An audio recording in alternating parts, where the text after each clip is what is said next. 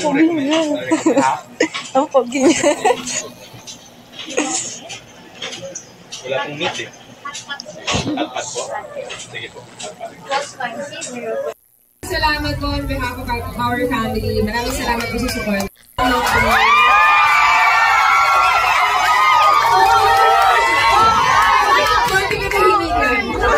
Meron po yung special song number ang tatay ko para sa Yun po, maraming salamat po on behalf of our family. Maraming salamat po.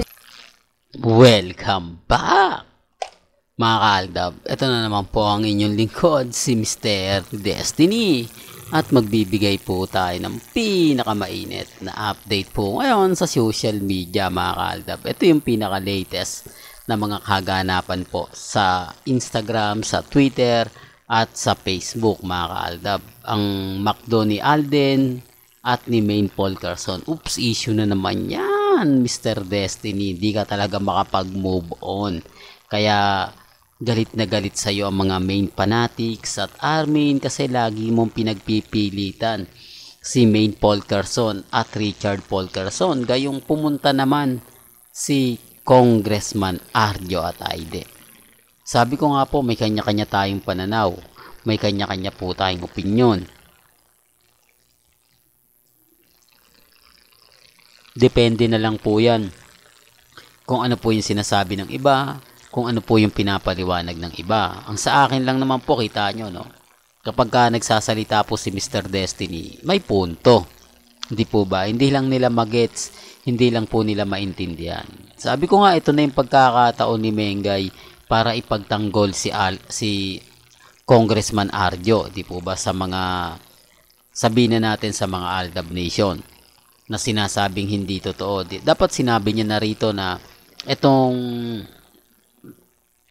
opening ng McDo namin na panglima na, di po ba, 5 branch, una, pangalawa, pangatlo, hindi po sa anniversary, hindi po pumunta si Arjo at Aide, di po ba, yung tipong galing din po mismo sa kanya.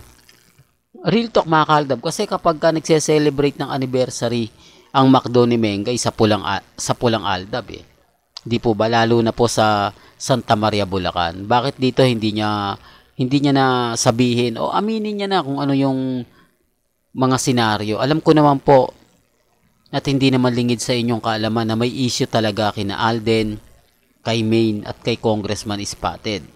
Bakit hindi niya na lang sabihin dito na sa mga pumunta rito, sa mga kumbaga nakakarinig, nakakapanood, si Arjo, siya na po talaga yung asawa ko, siya na po talaga yung mahal ko, siya na nga po talaga yung magbibigay sa amin ng anak, o magbibigay ng anak sa akin, hindi po ba? Yung tipong ganon, mga kaaldab, na kumbaga ang ibig kong sabihin, ipagtatanggol niya, sasabihin niya na yung suporta na binigay sa akin ni Arjo, kahit na busy siya, nagawa niyang gumising ng maaga, nagawa niyang magising ng kumbaga hindi dapat para lang samahan ako rito sa San Del Monte, Bulacan, di po ba? O San Jose, ano ba yan? Pasensya na po, maraming nag-react sa akin. Speaking, San Jose del Monte, Bulacan, hindi San Del Monte, Bulacan. Natatawa po ako dun sa nag-comment na ako rin po, natawa rin po ako sa sinabi ko Real talk, mga kaaldab. Sabi ko San Del Monte, Bulacan. Yung pala San Jose del Monte. San Jose del Monte. Well, tama. Pasensya na po, natawa rin po ako sa correct mo. Kinorek po ako, mga kaaldab. Natutuwa naman po ako. Biruin mo, San Jose. Hindi ko na sinama si Mang Jose, no?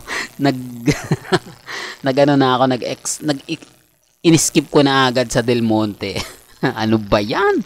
Mr. Destiny. Well, balikan natin itong bago natin simulan nga po pala to, kung bago ka lang sa channel na to at isa kang true-blooded Aldab Nation na nagmamahal po kila Mengay at Isoy, tama po ang channel na pinuntahan mo, kaya consider na po kitang bagong subscriber. At huwag mong kalimutang i-share ang mga video po natin sa mga mami, sa mga titas, at sa mga senyor. Ito nga po yung lagi ko pong sinasabi para matapos na for the sake of the fans. Kasi ito lang yung time na po pwede niyang ibuhos, po pwede siyang magsalita. Kasi kapag ka sa EAT, bawal eh. Hindi po ba? Personal na yun eh. Dito po pwede nang ma-record to at sabihin na talo na talaga yung Aldab, wala na talaga yung Aldab.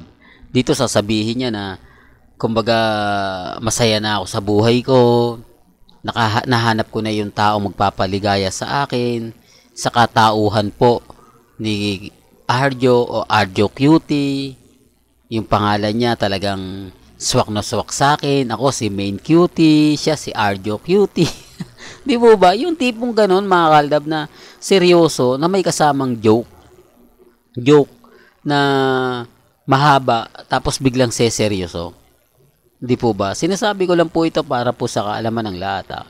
Lalo na nga po sa sa mga baguhan at bumibisita po sa channel natin. Tapos sasagutin niya pa yung sinabi ni Alden. Anong masasabi mo, Main? O sa mga nagtatanong, sasabihin niya na si Alden na nagkagusto rin sa akin, kaya lang mabagal siya. Di po ba? Kung nanligaw na sana siya, di sana hindi siguro si Congressman Arjo ang mapapangasawa ko. Baka bumaliktad yung sitwasyon, baka magustuhan ko pa siya, baka kami na ngayon o kami na yung nagpakasal. Di po ba? Yung tipong ganon mga kaaldab. Pero wala eh. Di po ba? Wala talaga. Ito yung kumbaga sa totoo lang mga kaaldab, po pwede nang sabihin niya ni Mengay. Po pwede na siya magpaliwanag. Di po ba? Sigurado ang daming mga main fanatics ang tuwan-tuwa siguro. Di po ba? Although maraming iiyak na naman ang mga mamis. Maraming masasaktan. Maraming magre-react. Ako, ganito ganyan, di po ba? Para lang po sa kaalaman ng lahat. Pero, hindi po ganun ang sinabi ni Mengay. Focus lang po talaga siya sa McDo. Di po ba? Kaya nga po ako natutuwa kasi, yung McDo, for the record lang po, yung mga panahon ng Aldab, di po ba sinasabi ko, kung gaano karami, kung gaano kainit, yung pagtanggap ng Aldab kina Mengay sa kanyang bagong bukas na McDonald's sa Santa Maria, Bulacan, at pagpunta ni Alde na same din po, maaga, di po ba? Tapos pagdating ng sikat ng pagbukang liwayway, grabe na yung order, hindi na talaga mapigil pa. Tapos dumarating, dami pang dumarating na tao. Kumbaga, ultimo, natatawa lang po ako mga kaaldab, pero masaya po. Di po ba? Pero ngayon, syempre, ine-expect natin na hindi niya kasama parang hindi rin niya naman kasama si Congressman Arjo. Di po ba? Kasi na-steady lang naman doon hanggang sa matapos. Di po ba? Picture, hanggang sa umuwi na po sila. Di po ba? Kaya nga po ako, may kanya-kanya tayong opinion. May kanya-kanya po tayong pananaw. Ang sa akin lang po, kung ano lang yung latest, kung ano lang yung trending, dun lang po tayo. Well, hanggang dito na lang po yung latest updates natin, mga kaaldab ba? Kaya kung gusto nyo pa po ng pinaka-latest at sariwang update, abay tutok lang po kayo dito sa channel ni Mr. Destiny para updated po kayo sa mga bago at sa mga latest na update po natin maya-maya lang. Hanggang sa muli, salamat po sa panonood at pakikinig.